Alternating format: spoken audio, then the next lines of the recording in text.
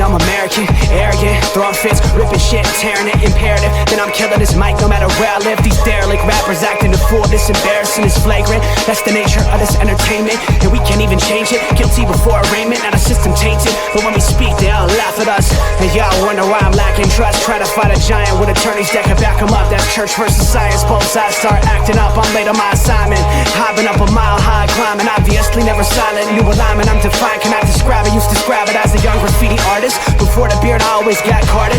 At every bar, even though my bar's been the hardest. The scars on my face said I ain't always been the smartest, but I'll show you where my heart is. I said I'll show you where my heart is.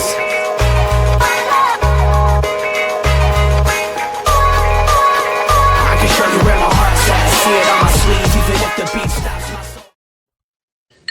Ladies and gentlemen, it's Tuesday. Tuesday with the fellas. Little sports nonsense and whiskey. How we doing, gentlemen? Pinky, Robert. Cheers, good sirs. It's been okay. It's been okay. There's been better sports weekends for me. Lots better sports weekends. Is this screen an homage of Penn State, the reverse of a whiteout? What are we doing here? I don't know. Hold on. I like this one better. No, it's not the Pinky show. That's awful. Oh goodness. Better. Much little silent moment for Penn State. We'll get there. Fellas, how we doing this evening? We're doing all right. It was not a great sports weekend. So that was kind of unfortunate for me, but it was a good weekend hanging with people that I love. So I'll take that. So I will say happy birthday to my beautiful wife. She is actually in Vegas living it up. Just got done having dinner at Pinky's. Solid. Pinky's by Vanderpump is a restaurant out there. I'm glad that she's thinking about you. So. You should have trademarked your name, Pinky. You'd be making millions. Right? If only I knew how to do that, but that's okay. That's what ChatGPT is for. And what came first, the pinky or the pinky? Or the brain? Ah! Who knows? Same. Who knows? Oh.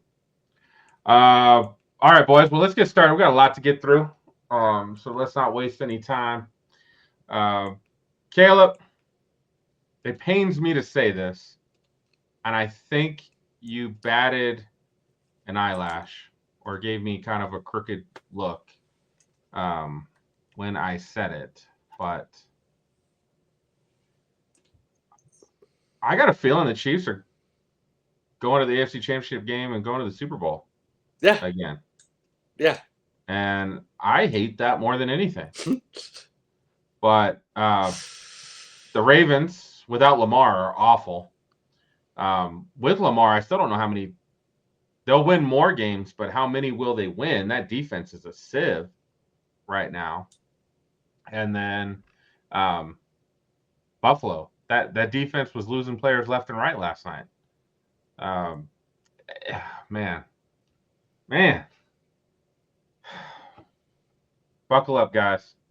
Buckle up. We're in for it. Yeah, it's kind of hard to see a path that doesn't involve Kansas City in the Super Bowl again. They have continued to look better incrementally each week, to the point where they held Detroit to under 20 points. They put up 30, if I'm remembering the score correctly. They did. So there's that going for them. There's the constant rumor mill of them adding a running back before the trade deadline, and there are a couple out there that would make sense in a couple different scenarios. And then they get Rashee Rice back next week. That they do. Actually, they got him back today. Today. He rejoined the team today. So, and that's arguably a top 10 receiver. When he got hurt last year, the way he was looking was, I already got some guys trying to trade for him in fantasy. Yeah. It's a little too late. Little too late if you're going to try to make that move. So, yes, Pinky. Who on the AFC side is going to jump in and challenge them in a realistic manner to knock them out of that position this year? when you just look around the landscape. Chargers, I know. Broncos. They're going to miss their two best offensive linemen for the year, and those two best. Alt's coming back. What is he? Yeah, Alt was just an ankle. So I know, but I thought it was a high ankle sprain. Yeah, that's like 6 weeks. That's 6 to 8, first of all, and that's not, especially for a lineman, not always something you really recover from. I'm just saying it wouldn't surprise me if he's done for the year. Maybe I should say it that way. If he comes back, that's really good news for them. But they're still missing those pieces, so they'd have to go into Kansas City most likely rather than have any home game playoffs. I mean, maybe they're the best option, but I don't know, man. I mean, I think the Chargers and the Broncos are not afraid of the Chiefs, and I do think they could play tough games. Division opponents are always tough. But I haven't seen anything from the Chargers or the Broncos at the moment that say, like, down the stretch they need to have some improvements made, which we've still got time in the season to get better. But yeah, let's be honest though. You hold Detroit to under 20. There's very few other offenses in the league that can put that kind of firepower out there. And if you don't have those kinds of weapons, truly, it could be detrimental. Yeah, this is I think the Chiefs are about to start going on a run. I hate it. I hate it. I hate it. And I hate it. When it came out of my mouth, you knew that I was throwing up at the same time. But yeah, you did. We'll see, Chase. We'll see, buddy. We'll talk a little bit more about what happened this weekend, but from what I watched last night, from the AFC landscape, when it's all said and done, the Chiefs might end up being the best team in the AFC. And if they are in Arrowhead in the playoffs, with or without the refs, however you guys feel about it. With the refs. They're going to be hard to beat. No doubt. I do think a lot of people crying about the Lions game. I watched the Lions game. The penalties called, not called, like none of them felt like they impacted the game overall, in my opinion. Like there was nothing egregious that I went like, oh my God, I can't believe they did that. Not having a single penalty is pretty wild, though. That's a little wild. It could be an overreaction, Chase. It could be. But they played their best game. This is what they've been doing every week. I had the Lions ranked as the best team in the NFC, and to go out there and beat them like that, and it wasn't really that close. Just feel like they keep getting better. They know how to play tough games. Herbert and Knicks don't know how to play a tough playoff game yet. Like, they haven't done it. Mahomes has done it like 50 times already. It's ridiculous. Yeah, and then the way Buffalo has looked without a true weapon on the offensive side of the ball outside of Josh Allen, that offense just continues to look like it's stuck in the mud. Well, there's times when they are ahead of schedule, when they are up 14-7, when they're up 21-7, it's a little bit easier. When they're playing from behind and you key on the run, it makes it tough on Josh Allen to have to know he has to score. I mean, dude, come on, let's be honest. You can't keep saying the same, like, well, if he's protected, he's a really good quarterback. If they run the ball, they're a really good offense. Like, yes, everybody has those things in common. Like, that's a commonality for everybody's offense. They don't have any weapons. They thought Dalton Kincaid was going to be something. He's out. They thought Keon Coleman was going to be something. He's not. Shakur is not a true number one. They don't have a running game that they feel they can truly rely on, even though James Cook is a really good running back. But they don't want to give it to him 25 times a game. So if all you have is a quarterback who's really good, but that quarterback doesn't have anybody that's able to get separation, make space, run a proper route, then you're relying on precision and perfection almost every single game. And those are recipes for disaster, as we saw this last weekend with them in Atlanta. Yeah, it's crazy. Buffalo's in a hard place. That defense has just been destroyed with injuries. So This whole season's been riddled with a lot of weird injuries already. I'm so worried, guys. I don't want to see another Chiefs Super Bowl. I don't. I rooted for the Chiefs to make a Super Bowl. They did that. They've done that. It's over. I do not root for that no more. But I just don't see anybody stopping the evil empire right now. All things still run through Arrowhead until proven otherwise, and that continues to hold true. I hate that fact. All right. Let's move on to maybe a happier subject. Let's talk about Square peg round hole. Is that where we're going? Daniel Jones and the Colts. Are they getting to a point that we have to say they are legit? Absolutely. Legit. Regardless of who they've played and what their schedule has been, they beat who they're supposed to have beaten. They beat the Broncos, who they weren't supposed to beat. Their offense is actually scoring points, and their defense is starting to keep up a little bit more. They've got one of the best running backs in the league. Their rookie tight end looks like he might be one of the top 10 tight ends in the league. They've got a good offensive line and a quarterback who's making few mistakes, which I believe, based on everything that I just said before the quarterback, I think all those things will continue to be really good for the rest of the season, especially given the division they play in.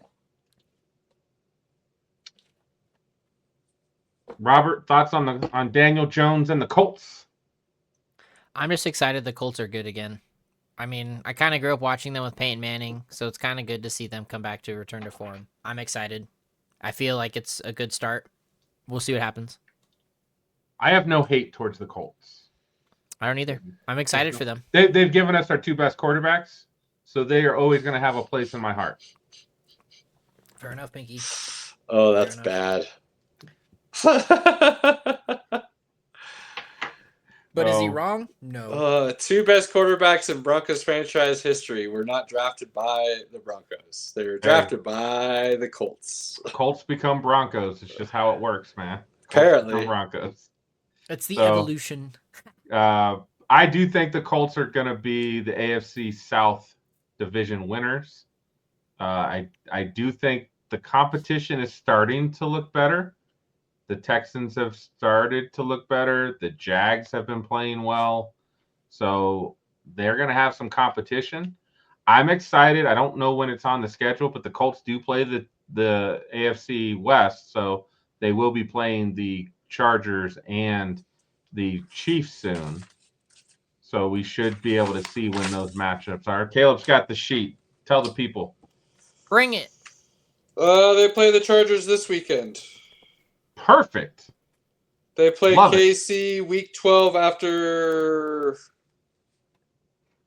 their Germany game. Their bye week. Yeah, they play KC week 12 at KC. They play LA in LA. Okay. Love it. Solid. We love to see it. Yeah. I think every big game the Colts are in from here on out, we're going to be looking for that moment to be like, yeah, they're not contenders. Yeah, they're not contenders. Let's see what happens. I'm still on that fence, but they're 5-1. That's a good start. Look, quarter of the way through the season, a little bit over that now, almost a third of the way through the season. You know what teams are. The only exception is injury. And if guys have had key pieces out that may come back, then things can change a little bit. But as far as I'm concerned, at this point of the season, teams have already showed us who they are and what they're going to do. Baltimore is probably the one only exception, because if Lamar does come back, they could potentially go on a run and still get into the playoffs.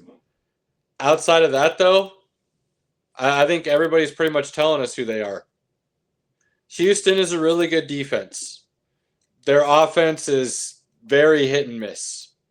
Jacksonville is very interesting. We talked about that already last week. Those two teams could very easily see themselves in the playoffs, Indy and Jacksonville, given the way the landscape has completely shifted because of certain injuries and teams not living up to expectations. So, I mean, one of them is going to win this division. Is it Indy or Jacksonville? I think that's kind of a coin flip at this point in time. I know the records would say Indy, but I think both teams are really kind of figuring it out. They're really starting to click and discover who they are. I think it may come down to who do you trust more, Daniel Jones and the Indy offensive line, or Jacksonville and Trevor Lawrence, Jacksonville's offensive line and Trevor Lawrence. And I'd probably lean towards Indy's offensive line and Daniel Jones in that coin flip. All right, Caleb, you're gonna love this, baby. Okay. Sam Darnold and the Seahawks. Looking good. Less than 30 days, baby. So excited. I'll take a couple pictures for you while we're at the game, Caleb. I'll get some pictures of Sam Darnold just for you. Yeah, appreciate that. Oh, this who'd they play this weekend? They played the Jags, and they did beat the Jaguars in a tough game. Both teams played pretty good defense. Jackson Smith, Nick Jigba, holy crap. Pretty good. What could he do if they didn't have the ghost of Cooper Kupp on the team?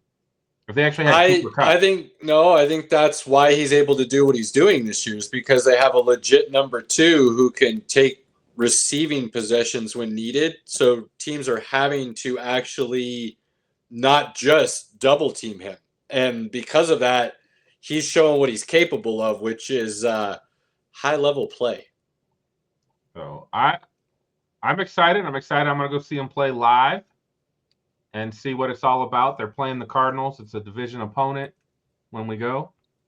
Should be fun. I'm glad I got tickets now. If they keep winning, those tickets usually start going up in price if they keep winning.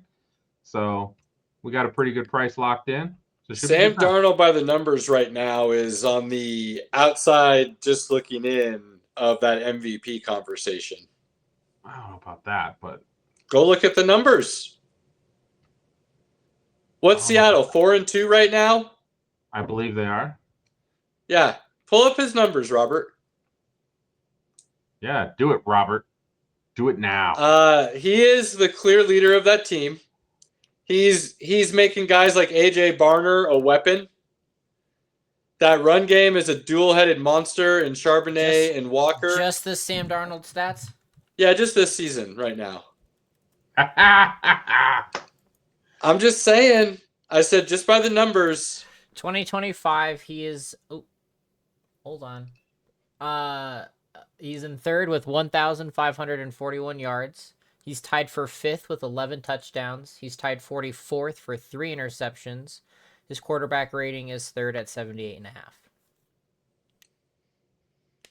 All great, not amazing, but did I say he was the MVP though? Like, you guys are acting like what I said is absolutely ridiculous, and I feel like I didn't everything. say anything. Not you. We'll say this Chase fellow, and Pinky refuse to just accept facts, and they continue to use these things called lying eyes that have them unable to evaluate talent. Apparently, I don't know. We'll see. I'm not getting in on that. We'll see. He just read like he's basically top 3 in all these statistical categories, and you're like, nah, dark horse on the outside looking in MVP conversation is absolutely ridiculous. He's third, bronze medal, baby. Like, oh goodness. Yeah, I would do a deep dive on what teams he's played so far, but we won't go there. We'll give him a do the same with Baker, because Baker hasn't exactly played elite competition. Hold on. And you've got Baker as the MVP right now. Most people have Baker as the MVP right now. I didn't say Darnold was the MVP, but you guys are like, my Lord.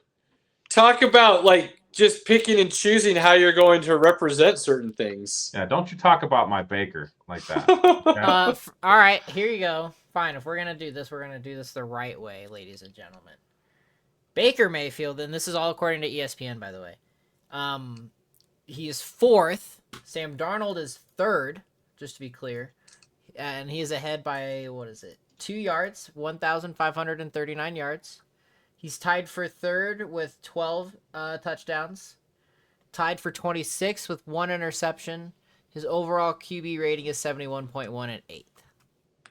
That's a good touchdown to interception ratio. How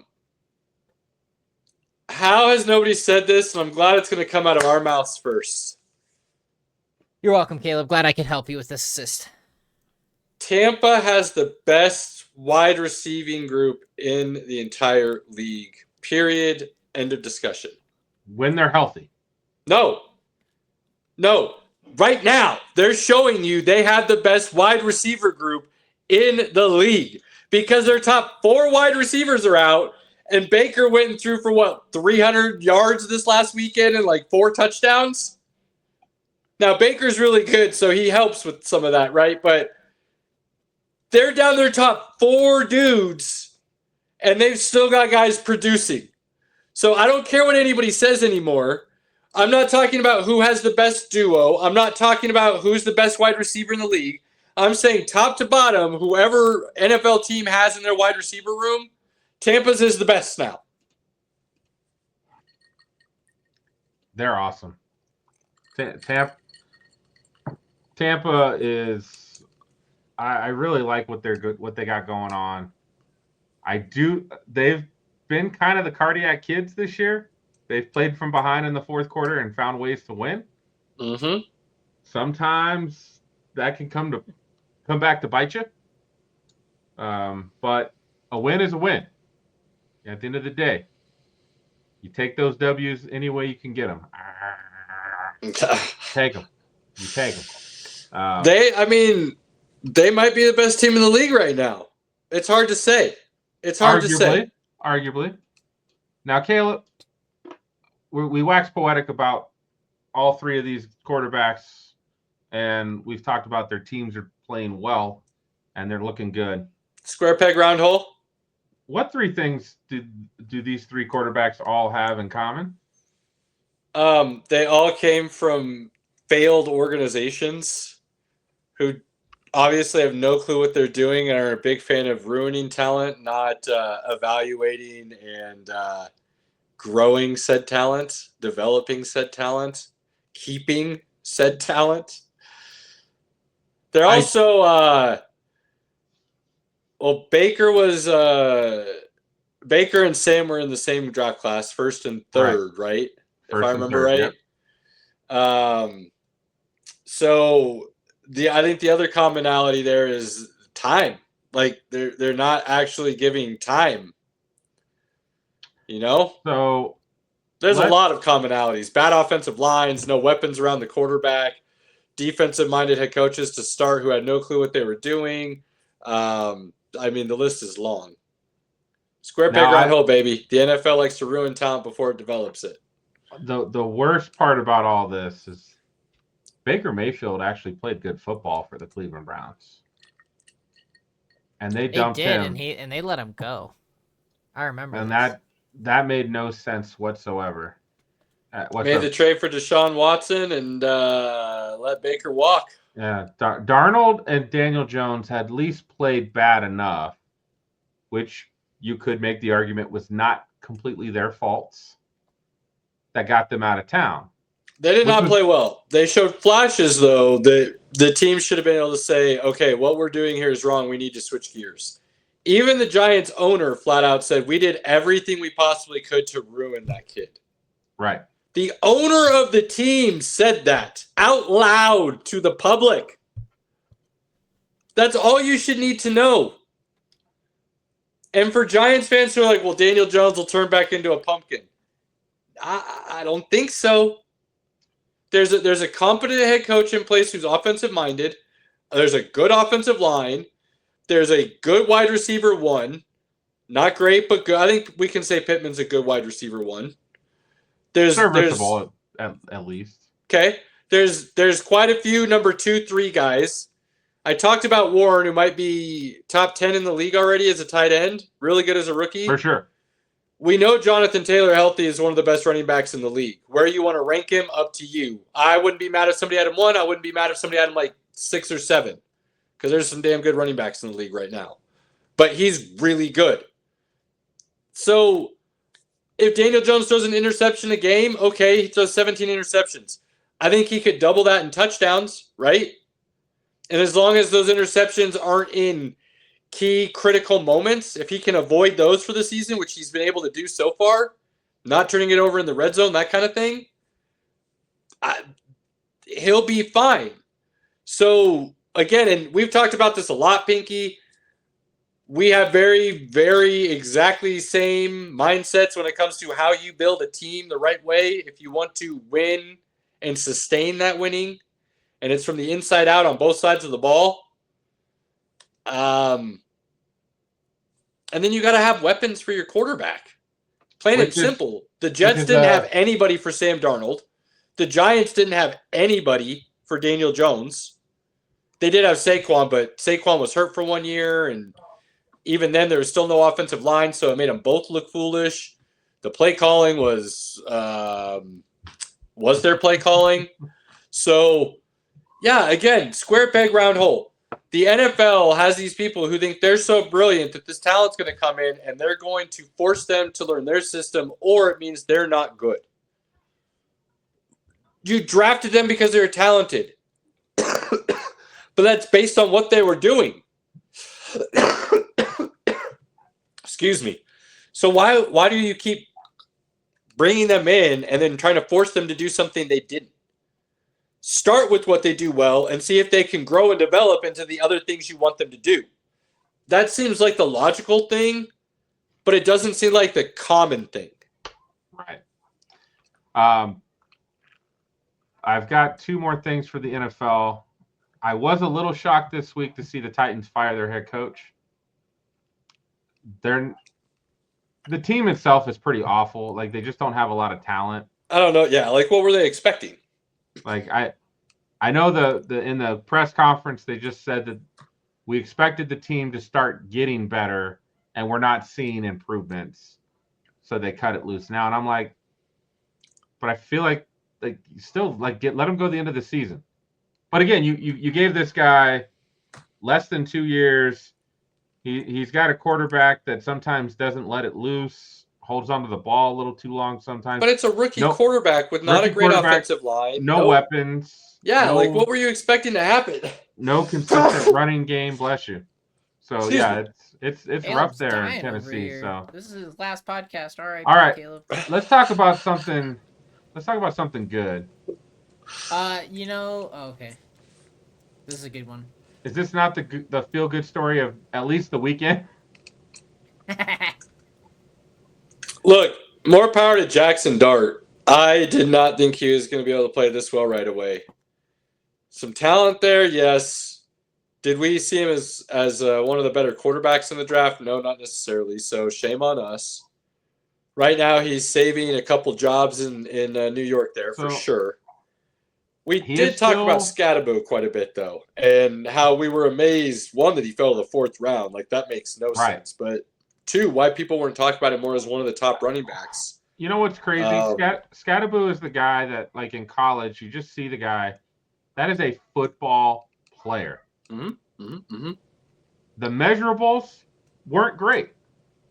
But when I pop on the tape, he can do that. Oh, he can do that. Oh, he can run a guy over. Oh, he can catch the ball. Oh, he can do – like, you start looking at the tape and you're like, wait, this guy can do most of everything. He's not the most electric player, but he's a damn good football player, and I want that on my team. Well, and there's another thing between that underwear Olympics speed and football speed, right? And Scatterbo, when you turn on the tape, looks fast playing. I never watched him and go, oh, that dude looks slow. But then you, like, see his 40 time or the shuttle or whatever, and you're like, oh, Well, that's not what it looked like. And then people are like, well, that's because he's playing college. When he gets to the pros, it's a different level. It's a different game. It's a different speed. Yeah, I mean, that's all true to an extent, but like the tape doesn't lie. People say that all the time.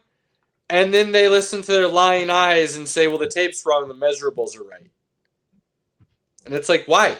Why do you do that to yourselves all the time? Don't do that. Don't do the analytics. Use your gut. Use your eyes. Those are usually going to be right more often than not. And he's looking great for the Giants. So it's a shame Malik Neighbors got hurt and is out for a good while now. Season. Well, dude, didn't they say he tore his MCL, his ACL, his I think he did. Like it was bad. I think he did tear it all. So this season but we all know, like, you don't even look like yourself again until it's a season removed from coming back.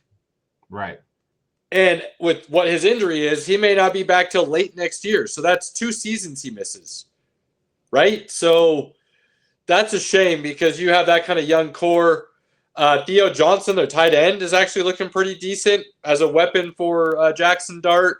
That defense is, man, that offense gives them a little bit more time away from the field and gives them a chance to really come after the quarterback a little more. That defense could be more dangerous. So the Giants might actually be in a much better situation than maybe people wanted to give them credit for. That Giants front four is nasty.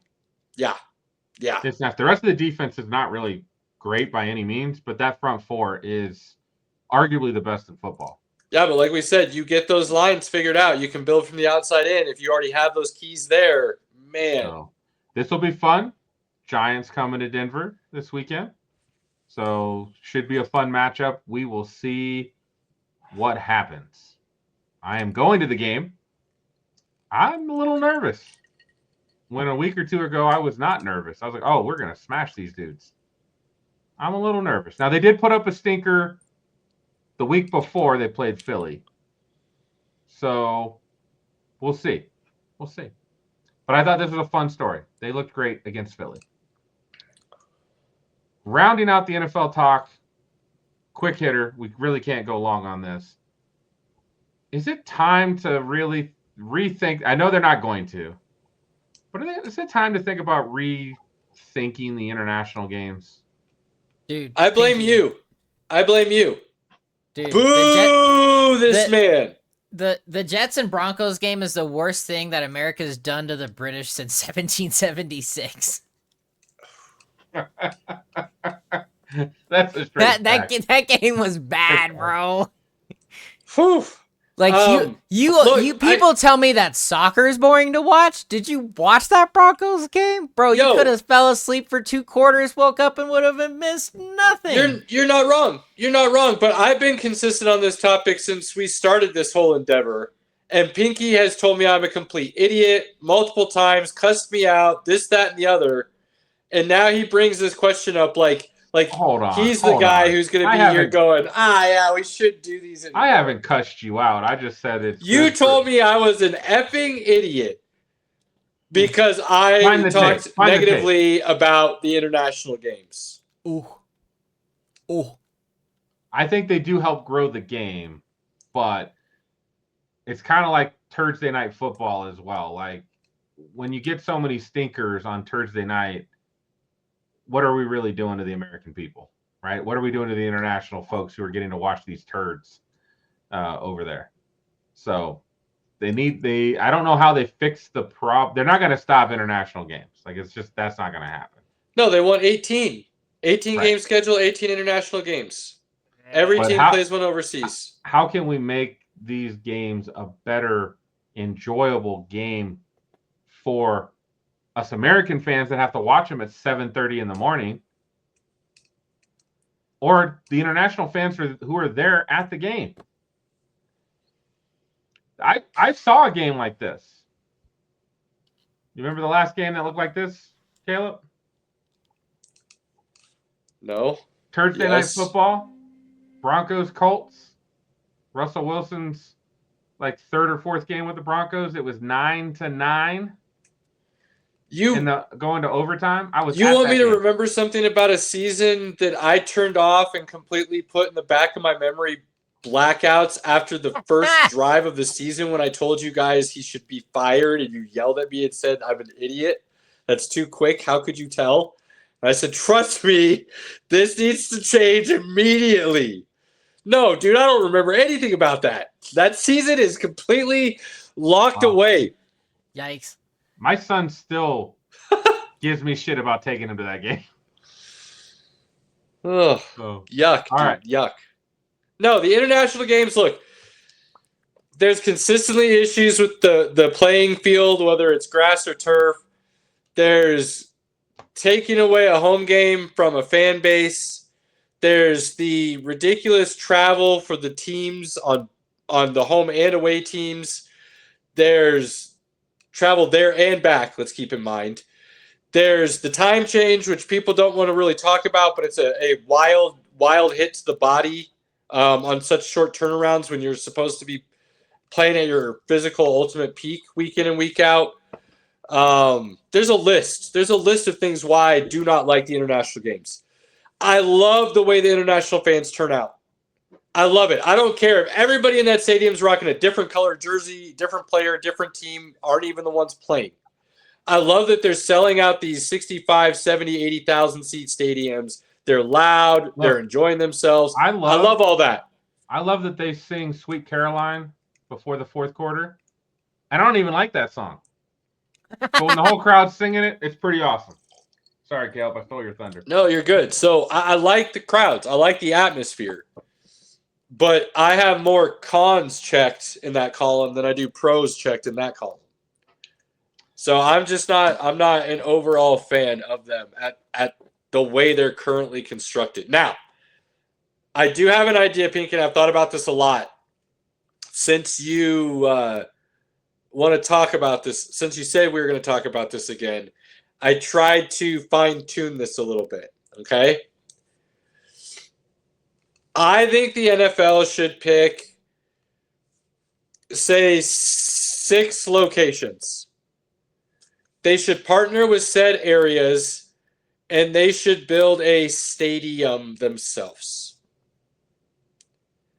with exact specifications for NFL football. The turf, the capacity for the seating, the infrastructure inside the stadium, everything they need, right? You do one in London, you do one in Dublin if you want to, you do one in Madrid, Berlin, whatever. Sao Paulo down in Brazil if you want to, you go do one in Mexico City, I don't care. Tokyo, wherever you want to go. Something. 6 maybe is too many. Maybe you only do 4. Maybe you only do 3. I don't know. But those become where your international games are. The reason I think that's easy to accomplish, especially given Europe, is how easy it is to travel in Europe. So you're still going to be able to get fans. You can still have multiple games a season. But along with these stadiums, the other thing you're doing is you're building a practice facility capable of holding both teams. So you have indoor-outdoor fields or whatever. You can alternate the practice times. But it's got the weight rooms, it's got the nutrition areas, the feeding area capabilities, so teams can bring in their own stuff still. You make it as close to home away from home as possible. And I think if you do that, I could start changing my opinion a little bit, because then I think you see the product completely improve, and I would have less complaints about the travel, the injuries, the this, that, and the other. And you could schedule it in such a way where if you have 3 or 4 locations, eventually a team might kind of rotate through those locations one year. And each year you have 4 to 8 teams, depending on how you want to look at the schedule, that go through over and rotate over. And they play all 4 venues. But you're only traveling to 2 different locations because of the practice facilities or something. So I think if they set up permanent situations, this could become a scenario where it's very viable and can work really well. Right now, the way it's currently constructed, I don't like it. But the way I see it as being really good, I think that's where I am going to throw my idea in the hat as of right now. Robert, what do you think of that? I actually do think that would make a lot of sense. That way you solidify it, you plant your roots, as we all like to say, and it really gives a better routine, I guess, for all the guys that go over there and play every year. Like, they know what to expect. It's not going to just be something that's put together last minute. You've got a constant playing field, constant training facility. It's something that you can adapt to rather than having just kind of something thrown in the wrench. Like, you're already overseas, jet lagged, recovering from that. You're still working out. You're still hitting all your meetings. You're still doing all these other things. It's kind of like a shock to the system. So I think if you build in that consistency and have that facility and have those just constant places you go, it's more adaptable for the player. So I would really support that. Well, Caleb, cheers, buddy. That's a fine idea. Thank you. It costs them a lot of money, so I don't see them happening. But that is a fine idea. Oh, I forgot the NFL has trouble bringing in dollars. I forgot that was a thing that they had an issue with. I apologize. Yeah. I'll try to figure out something that doesn't cost them as much, but they don't like spending money if they don't have to. Yo, what's that old saying? You got to spend $1 to make $1. You put up permanent roots. Think about the long term. They're talking about teams overseas. You've already got the facility set up for the new ownership. Hey, more than pay this. We already have. You just take this over. It becomes yours. You go be the owner of this team overseas. But look, we already have facilities for you. Yeah, I just don't know if that's gonna. The more I see these games just be awful, I don't know if we're gonna get a permanent team overseas. But having more practice facilities, so they're not having to go some weird place, the nutrition, the weight rooms, all that, having that to where they can keep their normal schedule in an unfamiliar place would be a really that would be really impactful. So I like it. All right, moving on. Surprise of college football this weekend. James Franklin getting fired. Get out of here. Come on, get. Caleb, Put out back and shot. why did they make that decision right now? Because they believe the media narrative. Oh. Here's the thing, and I do truly believe this. So this isn't just me trying to have some hot take or be a contrarian, if you will. I think they made a big mistake firing James Franklin. This is a dude who won 10-plus games, the last 3 seasons. He was in the mix in the college football playoffs last year. Number 2 ranked team in the country to start the season. He had a top 5 next to his name. It was like 16 days ago, and lost in overtime to Oregon, double overtime to Oregon. Bad run the last couple weeks after that. They've had some issues. One bad season, though, should not make or break a situation of a coach who's turned a program around from where they were, Death Valley, on a completely different way of looking at Death Valley. So it was not happy for a few years there. He came in after O'Brien kind of righted the ship, and he rebuilt the program that, let's be honest, Penn State wasn't really winning before the whole situation happened with Sandusky and everything went down. They won, it was like 2 championships in the early 80s with Paterno, and they were an independent team. They weren't part of a conference. They weren't this national powerhouse. They were a really good team. They always had good players, but they weren't necessarily the team everybody looked to and like, yeah, they could win the championship this year. So even before everything went to hell, they weren't this insanely powerful, gonna beat anybody on any given Saturday kind of thing. So for them to feel like that's what they are and should be again, okay, fine. But is firing him the right move? Because there's very little room above him for improvement. Very little. You got to beat Ohio State and win a national championship. Like, that's it. And there's not many people you would think that can come in and do that at that school. So I believe very strongly that you're always looked at it as that failure or that guy that can't win the big game until you win the big game. And you go back in history, and there's some coaches who, like, they couldn't win for a while. And then all of a sudden they did, and everybody's like, oh, my God, they're such a good coach. Look how good they are. They're winning. Look at this. And then everybody's like, and then they stick around forever, sometimes too long, because they won that national championship. Just the one. But they won it. So I think they moved a little too hastily. I think he should have been given at least another year to see if he could right the ship again. And now they're in a very precarious situation there at Penn State, because the name I kept hearing, and this is not me being a homer, but the name I kept hearing was Matt Rule. Because he's an alum, he's got very close ties with the AD who he rebuilt Temple with. And it would make a lot of sense for him to go back. I don't think he's leaving Nebraska. I truly think he's at Nebraska long-term to rebuild something. I think his family's put roots down there. I think he has put roots down there.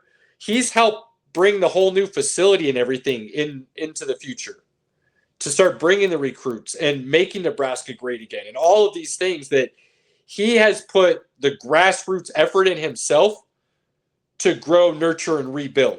It's not like he took over somebody else's good program, right? And then just kind of put his stamp on it. This is like his baby that he's rebuilding at Nebraska. Could he go to Penn State and do that too? Yeah.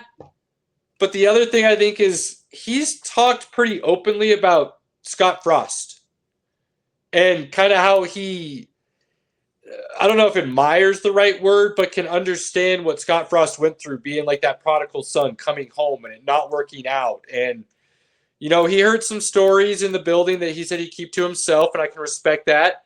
He said things didn't go the way Scott expected them to, you know, for a bunch of different reasons. And I know for a fact it was really hard on him.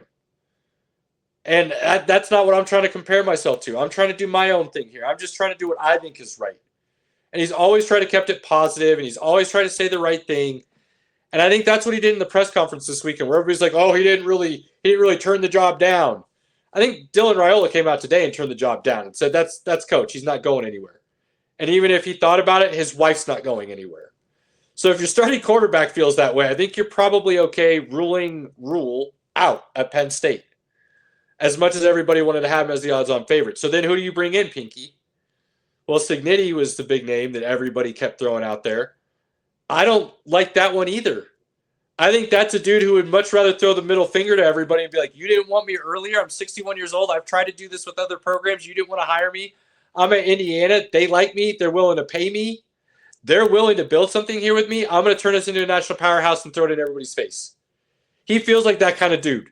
Like, that's how he's going to operate. So then take him out. Then I don't know. Throw some dust into the wind and see what sticks to something, and then pick a guy. I did hear a very interesting name today, and I heard people poo-poo it right away, but I will say it is interesting for a couple reasons, and that's Marcus Freeman out of Notre Dame. And this is why I think it's interesting. And we've talked about this before, Pinky. I told you this. He's always going to have a cap on what he can do at Notre Dame because of their academic standards. And so they're only allowing so many scholarships and leniencies to their standards to bring into the football programs or the athletics, compared to other schools that make a lot more of those.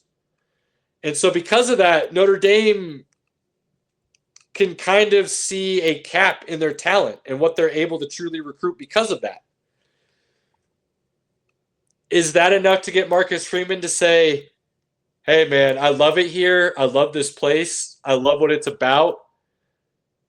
But if you're not going to change these standards ever again like you did for Lou Holtz so he could win a national championship, then you guys are always going to be like just on the outside looking in. I want to go to somewhere that's ready to put everything into it.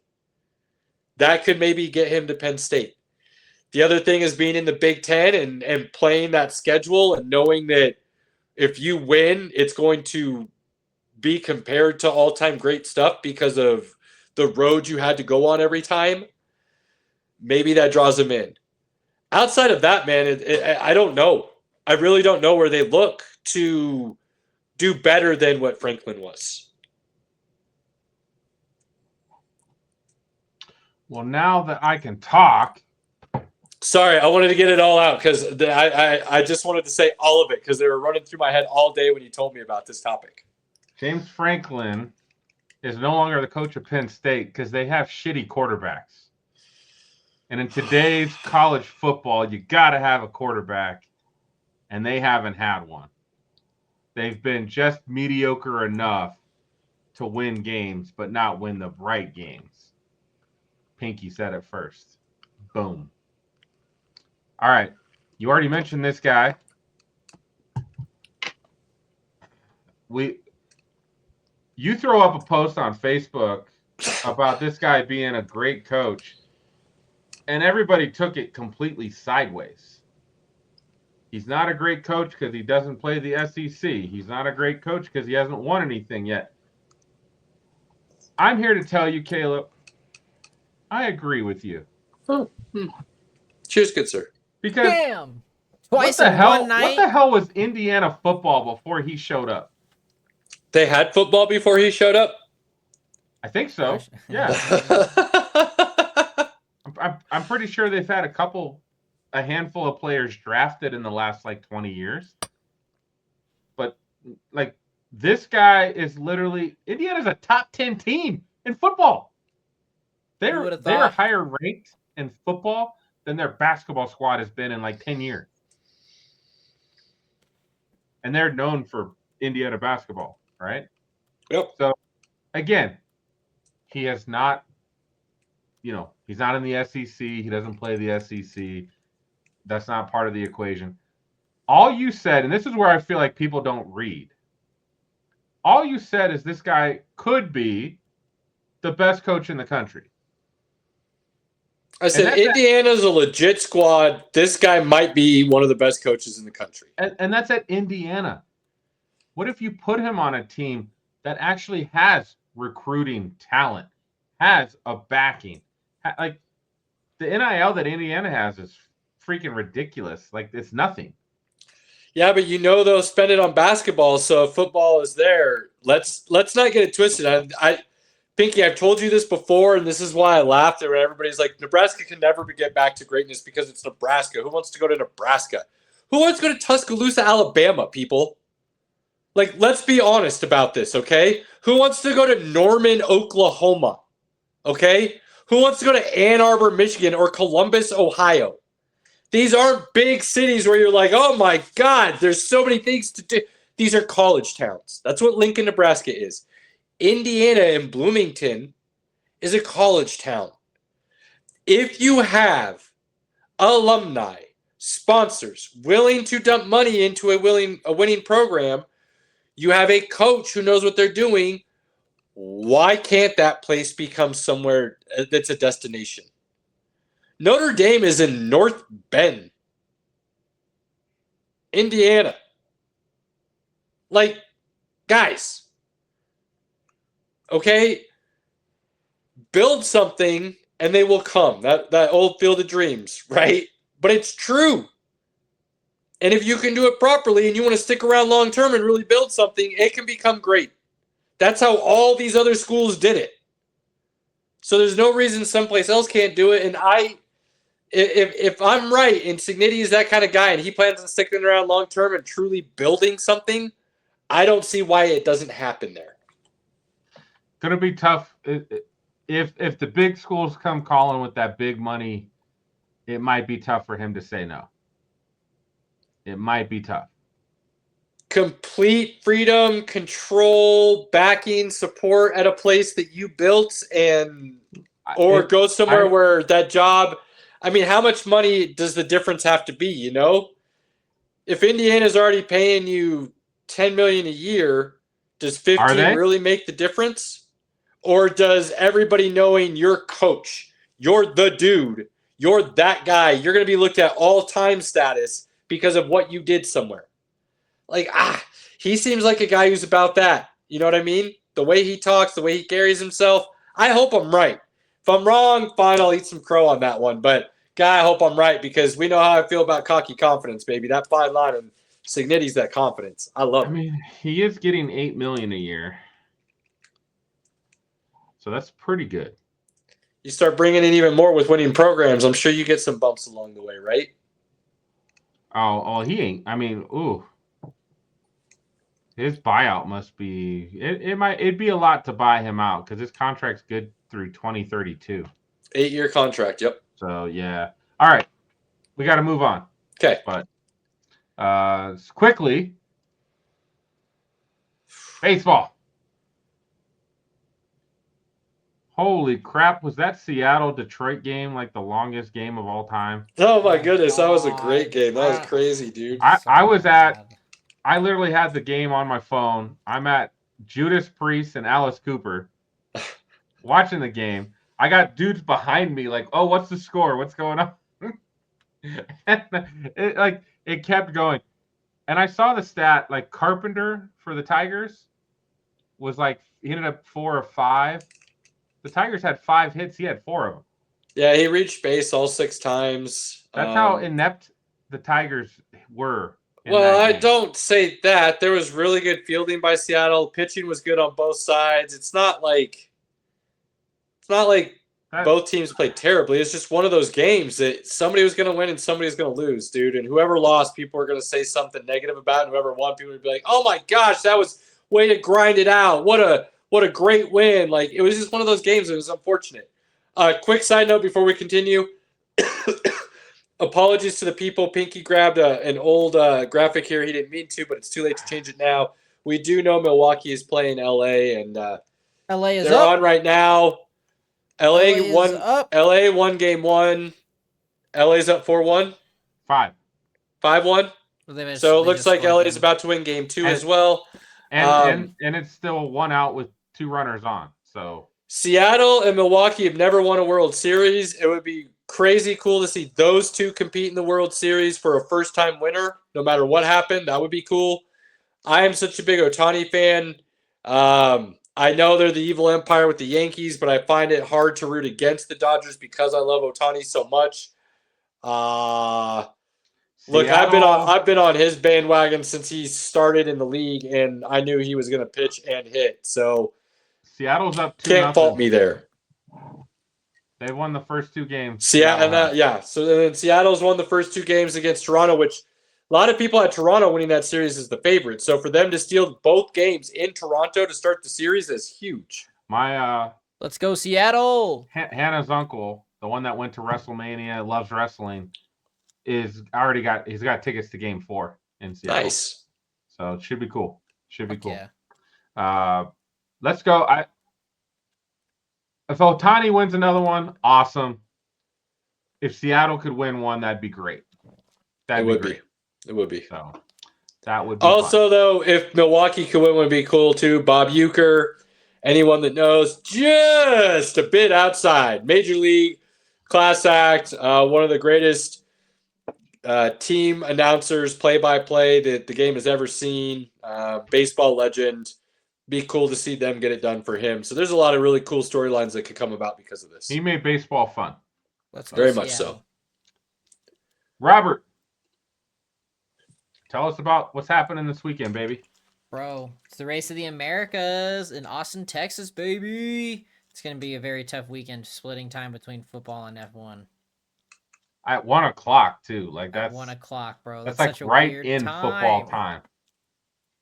Such a weird time. Multi-view for the win. Like, I mean, it'll happen that way, Caleb. Like, let's be real. We all have that ability. I think you got to go to Caleb's to do that, though. I mean, I can also do that. But, you have multi-view? No, I will force multi-view because I have ways, but that's neither here nor there. Are you pirating stuff, Robert? Is that what's happening? No. Multi-view plus phone plus tablet plus multiple other TVs. I can have up to 8 games going on at once. 1, 2, 3, 4, 5. Like, I've got 8 screens in this room that I can just put something on, so it'll be fine. I'm excited. I really still hope that McLaren starts showing their Achilles heel a little bit more like they have been, and Max just comes in and does some crazy shit. That's really what I'm pulling for at this point in the season. You want chaos. I want chaos, and I want Max to show the reason why he's the freaking goat and just steal it, because that would be epic. I'm It rooting just for put- Lando. and it would put Piastri in his place. Piastri's a punk bitch, so I'm rooting for Lando. Yeah, we converted Piggy to the dark side. I love it. Love go. it. Yeah, at this point, anybody but Piastri is really what I'm pulling for. I am looking forward to you guys telling me what happened. I will not be watching the race since I'll be at the Broncos game. So Yeah, we'll get you. I'll catch bud. the next one. Hannah No worries. is out in Vegas, and she said most of the streets are closed because they are preparing for the F1 race in Vegas. It's a month and what, 2 weeks away, I think. Yeah, that sounds about right. For those that don't know, they have to do things like weld the manhole covers shut. Yeah. Because the first year they didn't do that, and when the cars were going over, because of the actual force that the car had sucking down because of the G-forces, it was pulling the manhole covers up after the car would go over them, and then the next car could be damaged because it was like popping. Just absurd. So yeah, Vegas has done a lot to make this race worthy of continuing. They had a lot of complaints after the first year and took them to heart by all accounts, and now a lot of people like the track as far as the racing side goes. As far as the population side of Vegas goes, I've heard they absolutely hate it because it's literally in downtown on the strip Vegas. So it really messes a lot of things up, but cool nonetheless. So we'll get that here soon too. Yes, if you're not from Vegas, it's very inconvenient for you. Yeah. It's November 22nd at 9 p.m. That is a Saturday at 9 p.m. Let's do it. I do want to. I can't. I will have a VIP with me, so that's not happening. Who's a VIP? My dad's flying in from Germany. He doesn't. You're not allowed to watch. He hates F1. He refuses. No, to watch I will be. races. I don't know if he will be sleeping or what by then, but I will be spending time with him. I haven't seen him in. Let's 2 years. go watch the race and drink some beers with your dad. That sounds like he needs a couple uppers, a couple downers, a bar, and we'll go watch some racing. All right. I can get a pass for that. Robert's dad came from Germany, babe. I have to go. I can't, like, he's here from Germany. He's here from Germany. We gotta go. Gotta make it happen. All right. I'll make it Find happen. out when he comes. Just let your dad know that's the plan ahead of time, and we'll get whatever supplies we need to make sure the uppers, downers, and bars and whatnot happen so we can watch some racing. Well, it'll be fine. It'll be fine. All right, we'll make it happen. I'll see what I can do. I'll see what I can do. It's the one race we don't have to watch at like 6 a.m. Robert. There's no sports to watch either, so like. Right, because it's Saturday night. So. I mean, that's not even remotely true, but okay.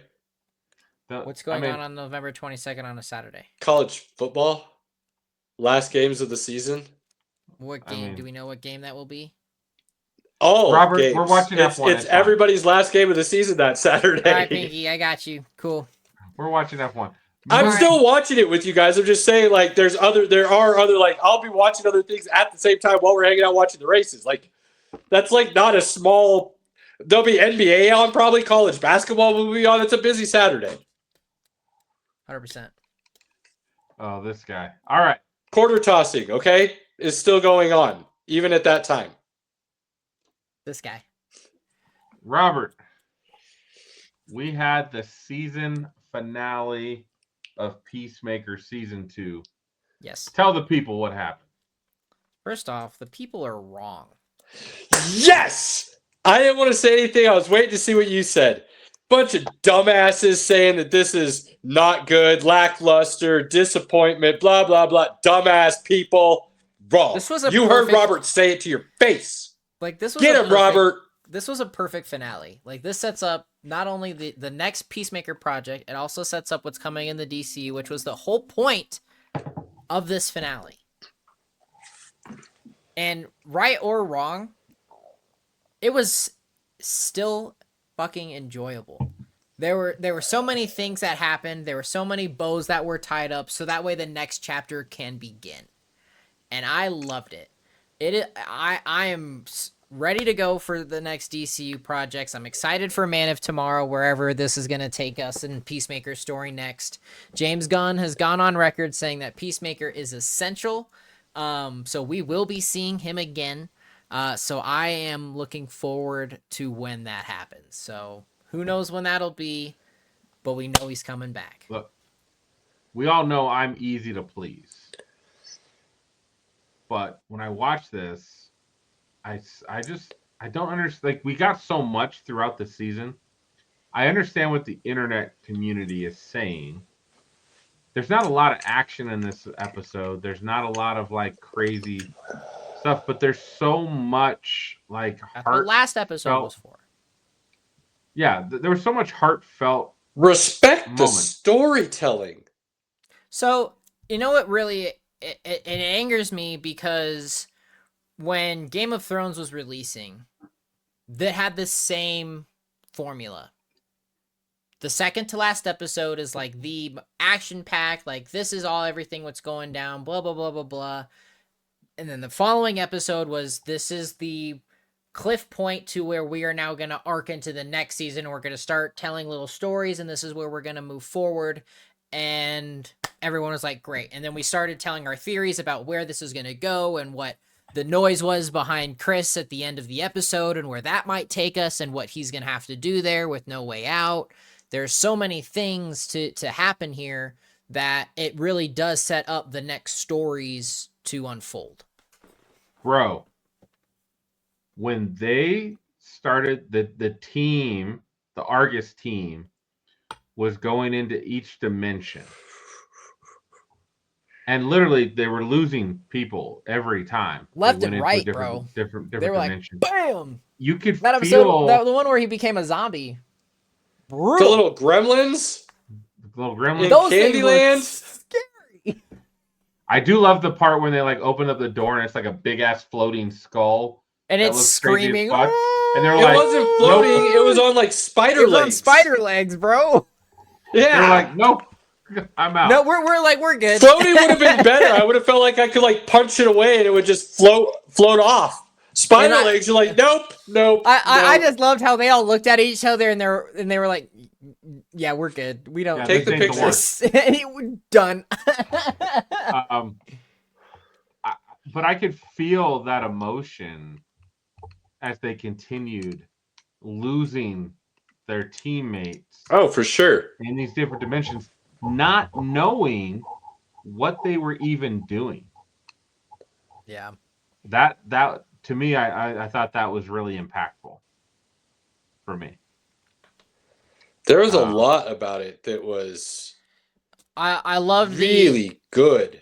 The friend intervention of breaking him down and really like his validation as a person to come and stay and be a part of his family and live those moments again, going to the concert with Harcourt and singing the songs and whatnot was very impactful, and it really showed you that he is taking the chance on that life again, and he is moving forward with himself and going to live with these opportunities and mistakes that he's going to have.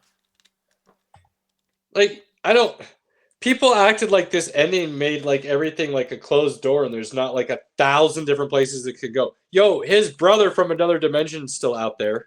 He's gonna come kill him! Who still has access to just walk into the common room, if you will, and then go door hunting if he wants to. Okay, so that's still easily anything they could tell that story very. What do you mean no? He doesn't have that ability. Yes, he has access to the vault. How does he have access to the vault? They going through the library where his. No, that's just the doorway. He doesn't have access to the door. The door has to be opened by that machine. Pinky, then how did him and his dad go in there and get their helmets? That was just Chris. That was just our Chris's universe's thing. Over there, they had just the keypad and they punched it in and they walked in. But they don't know that because they've never walked into the library. They've never walked through their door. He just saw it. He just saw it happen. He's gonna figure it out. He knows it's there. It's gonna happen. He's see. coming back. He's coming back. We'll see. You don't just say something like that and don't give it a vendetta. They have to pay it off. Say you were wrong. Just say you were wrong, and then we can say we'll see. Because you just said he didn't have access to it, and he most definitely has the ability to just walk right in there. I'll pull it up. You can pull it up if you want. They said there was 99 other doors, I think Chris said at one point, right? Something like that. And I only heard him get into the 20s, if I remember correctly.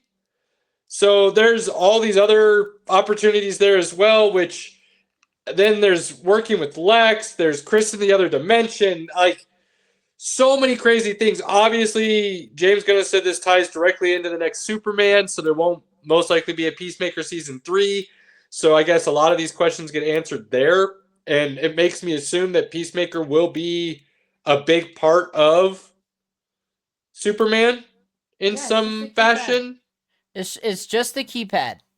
He can get in there and go explore. Then he found that really quickly.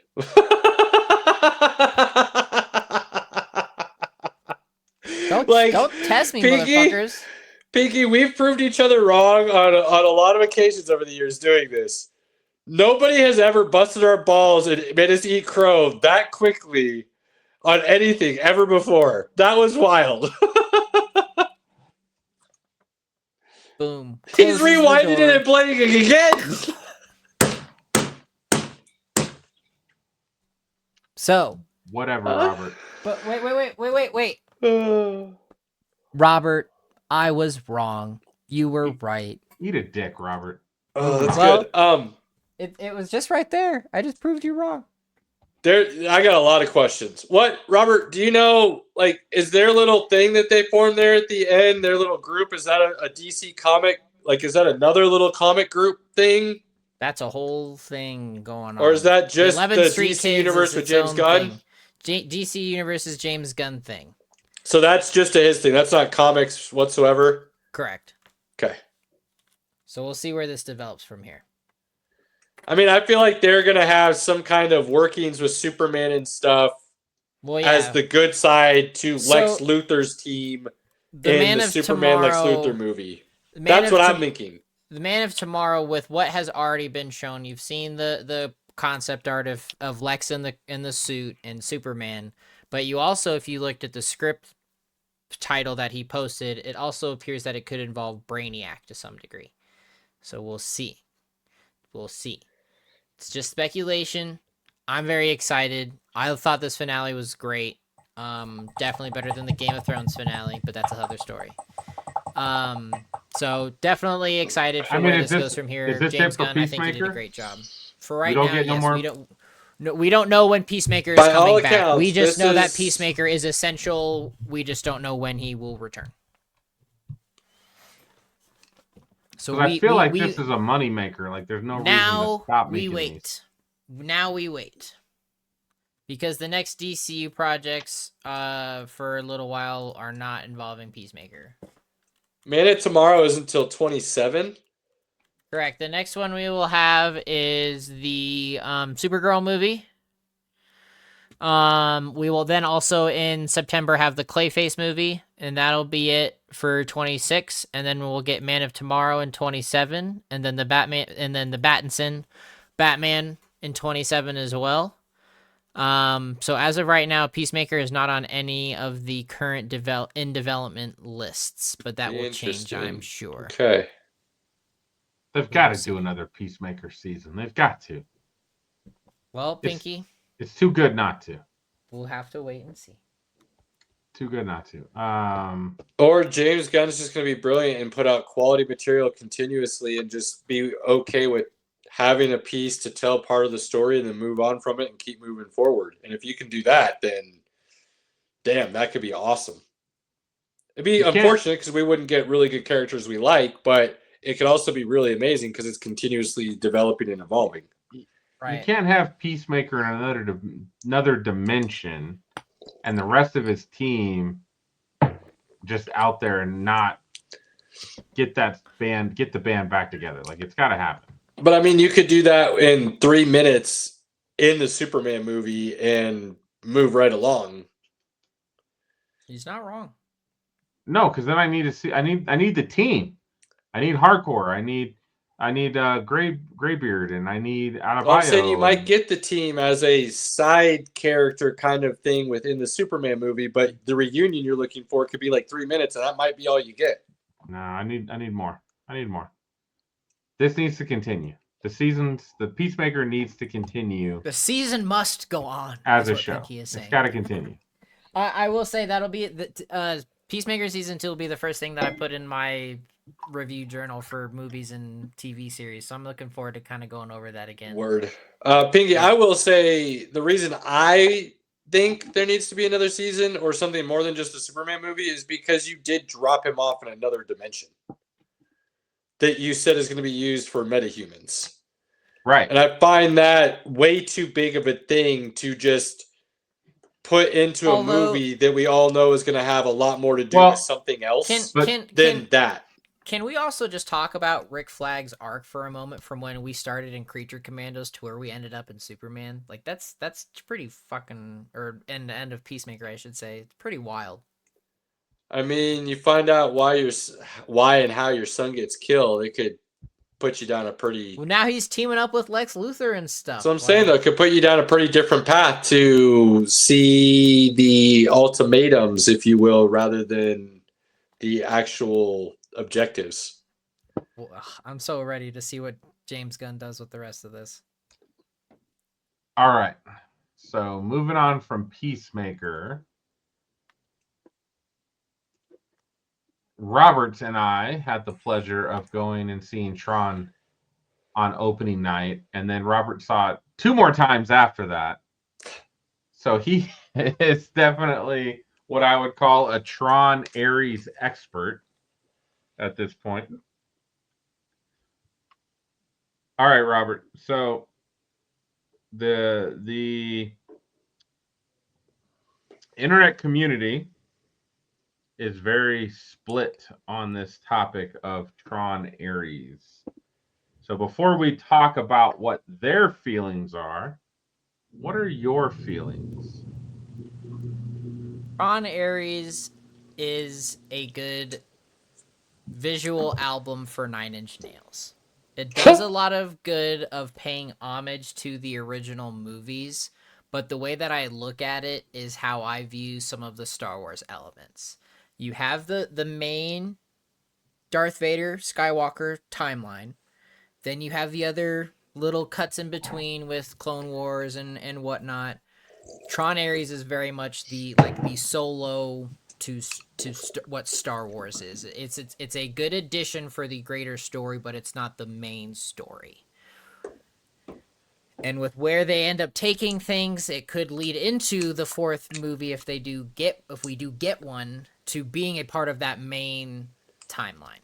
But it doesn't do enough to be Tron. There were a lot of things that I wish there were there. I really still think that Legacy's album and overall story was slightly better. But for a Tron movie, on its face value, is a great movie. I give it a 7.8 out of 10, or 7.8 out of 10. Jared Leto actually surprised me. I really thought he did a great job.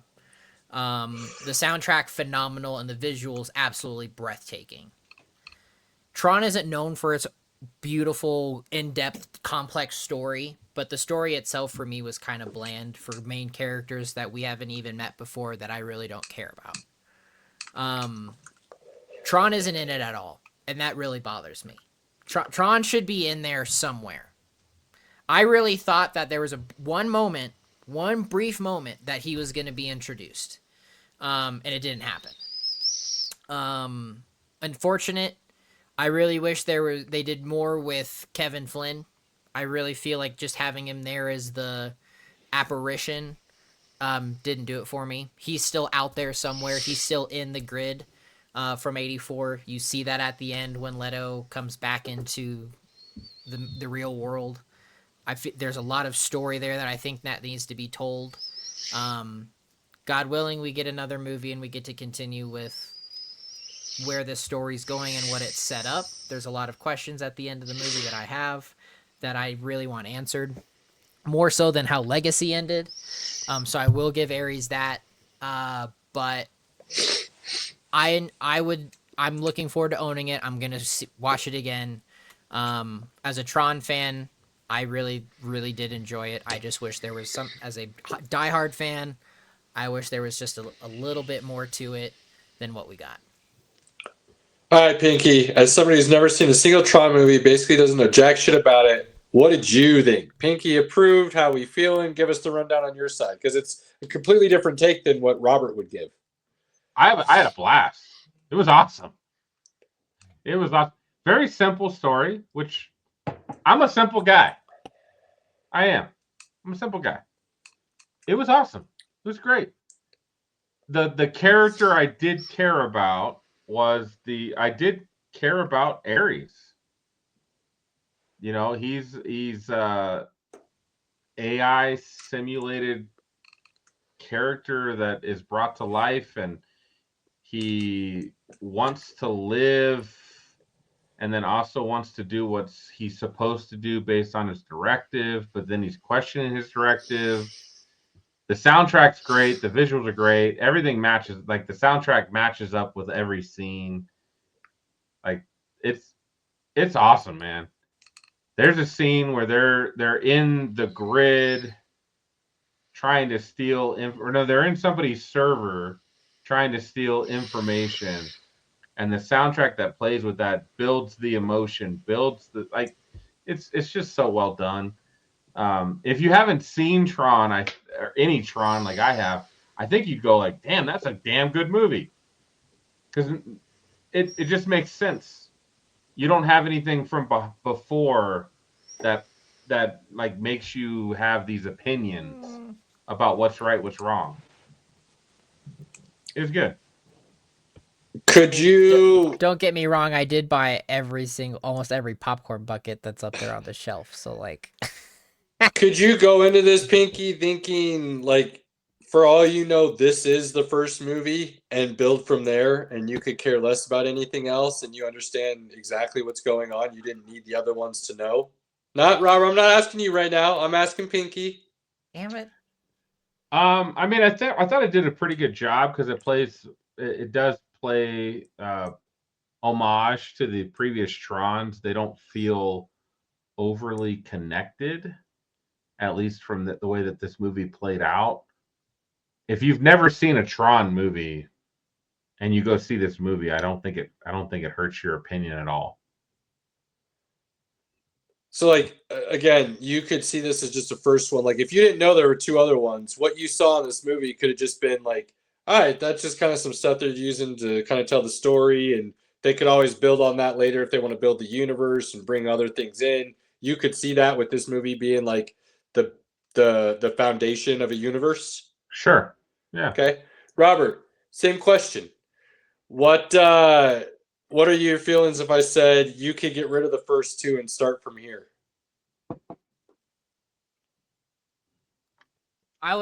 It's really tough because you don't understand the Encom and Dillinger rivalry and why that matters.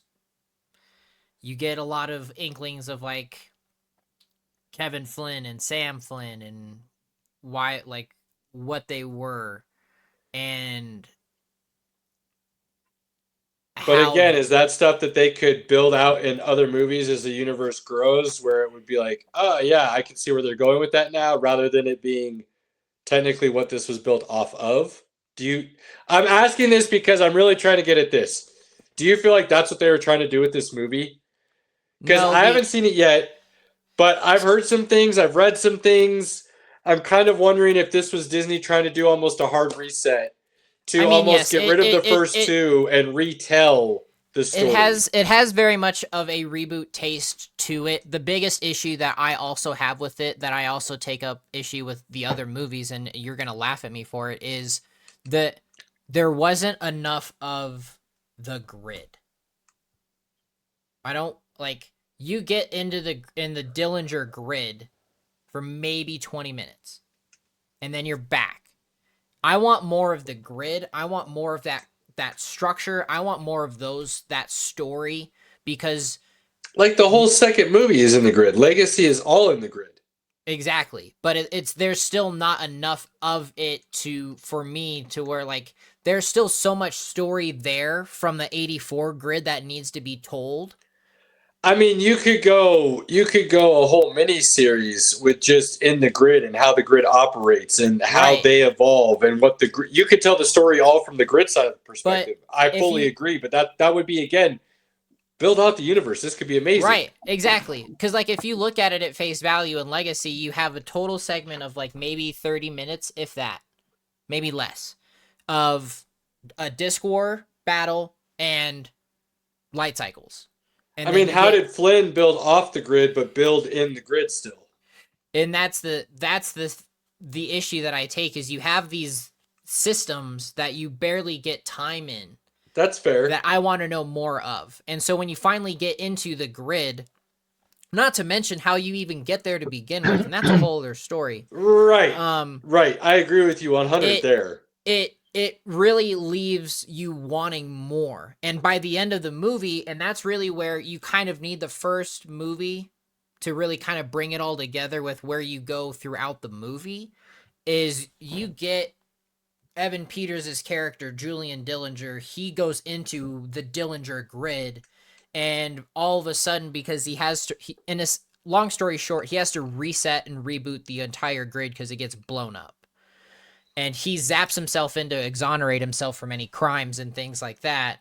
But this grid is a revert save, basically. So it's corrupted in a sense. So at the crux of it, really what it comes down to is just like the first two movies. It's like a makeup on a pig, if you will. It's the Ferrari body on a VW it needs frame. more. It needs more. It's just missing that what The spice, the sizzle. the umami, what do they say in the I can't think of what the French call it, the je ne sais quoi or whatever they call Yeah. it, like the essence. It's just missing a little bit of that, is what you're saying. It's like really pretty wrapping, and it just doesn't quite fill it out all the way. Right. And Almost, but doesn't get across the finish line. And Tron's a cult classic to begin with. So what you're setting up already and you're not going to maybe answer is very frustrating. Sure. I could see that, but I mean, honestly, that was kind of the complaints about the first two movies as well. Like, crazy cool idea, didn't quite flesh out the story the way we wanted to. I love hearing that both of you think there could be a really cool universe that could be built off of this, and it could easily be a jumping board for that. So I am excited to see it. My wife's a big Tron fan. Hopefully we'll get a chance to, but worst case, once it comes out on video, I'll take it a look. Oh, as soon as it goes up for pre-order on a physical copy, I will have it. Cool. Actually, speaking of Caleb, before we sign off for the evening, you do now have access to Fantastic Four and the newest Mission Impossible. Yes. You're Are welcome. you sharing logins that I don't know about? What's going on here? He's had this login for a while. You were here when he asked for it originally. Dude, I've got over 200 plus movies available on a digital platform anyway. All true things, but also I love how Pinky acts like he's mad that I'm getting something he's never seen before. Right. When I'm seeing it like basically a year after it was released. For real. For real. I'm sitting over here with the Amish and Pinky's like, what? You gave him electricity? Right. Oh, boys. Pinky, is there another slide for us to ruin ourselves with, or are we doing final thoughts now, good sir? I believe we are final thoughts, my good man. You go.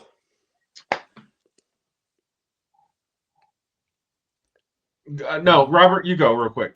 I'm excited for F1 this weekend to figure out the time for watching football and racing with probably Pinky. I don't know where I'm going to be at yet. We haven't really got that far. I already ruined his weekend by coming over for a breakfast party. On all seriousness, final thoughts, I've enjoyed the movies this year. That's kind of been the final year of, or final like movie for me of the year. There's two more that I'm really kind of about, but this was really the kind of the highlight of my filmography of the year. So I'm excited for next year. A lot of good stuff. A lot of more movie reviews coming in the future. And Pinky, of course, you're going to be there, and Caleb will catch up eventually. Let's go. Let's go.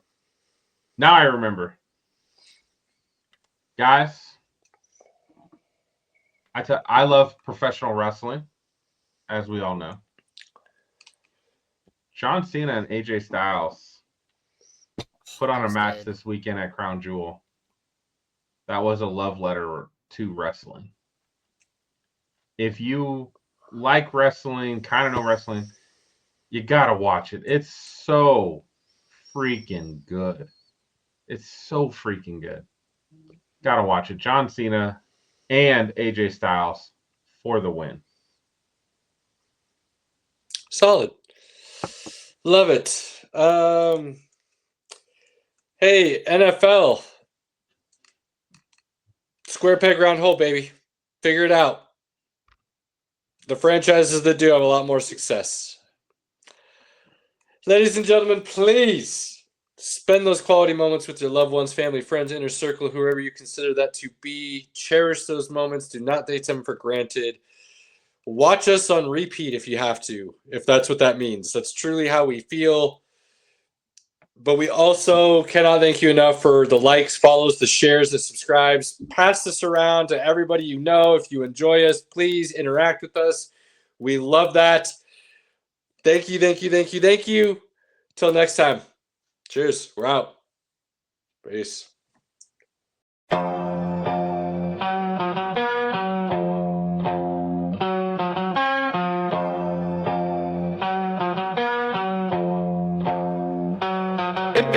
Pinky in the building, repping orange and blue. Broncos country, yeah, you know how we do. Hot takes so wild, you remember the name. From college ball to the pros, Caleb spitting game. Robert here, the pop culture plug. From comics to racing, pour the drink in the mug. Sports, nonsense and whiskey, yeah, bold talk. Good laughs and a glass in the air. Sports, nonsense and whiskey, right? Kick back, tune in, take a wild side stride.